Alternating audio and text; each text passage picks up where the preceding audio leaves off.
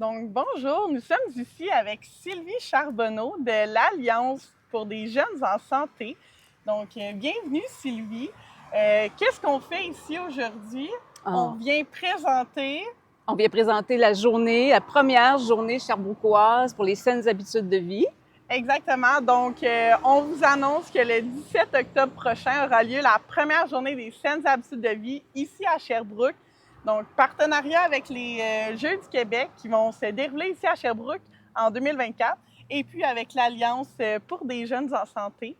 Donc, on est très content d'avoir mis sur pied cette journée-là. Peut-être que tu pourrais nous dire qu'est-ce qui est important pour l'Alliance, les saines habitudes de vie?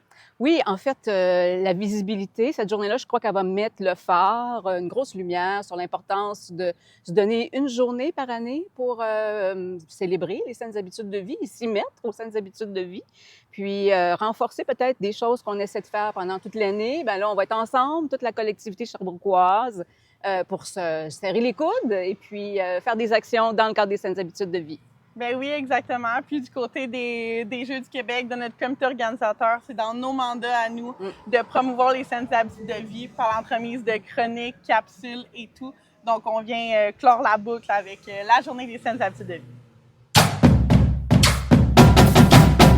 Alors, on parle des saines habitudes de vie, mais concrètement, qu'est-ce que c'est? Qu'est-ce que ça implique? On parle souvent de l'environnement. Donc, qu'est-ce que tu pourrais nous dire sur l'environnement et les saines habitudes de vie? Oui, on parle, Maude, d'environnement favorable à l'adoption de saines habitudes de vie parce qu'au-delà de notre petite motivation personnelle, puis Dieu sait que des fois c'est difficile, de changer des comportements, il y a tout ce qu'il y a autour de nous, dans nos milieux de vie, qui soutient ou moins l'adoption de saines habitudes de vie. Par exemple, manger plus sainement, bouger un petit peu plus, marcher davantage. Alors, c'est dans l'ensemble de nos milieux de vie qu'on met en place des environnements pour faire en sorte que nos choix santé soient plus faciles à faire.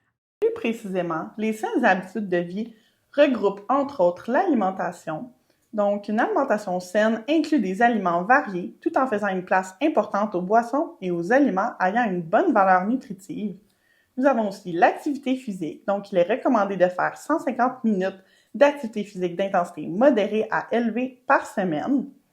Il est aussi important de bien gérer son stress afin de garder un équilibre du côté de notre santé mentale et physique.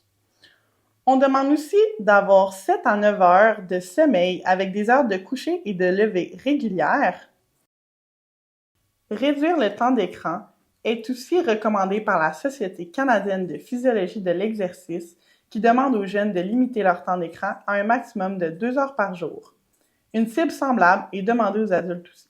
Pour conclure, nous vous invitons à consulter nos pages Facebook donc de l'Alliance sherbrookoise et du comité organisateur des Jeux du Québec 2024 qui auront lieu à Sherbrooke pour avoir plus d'informations sur les saines habitudes de vie, des chroniques, des capsules, un portrait de la ville de Sherbrooke.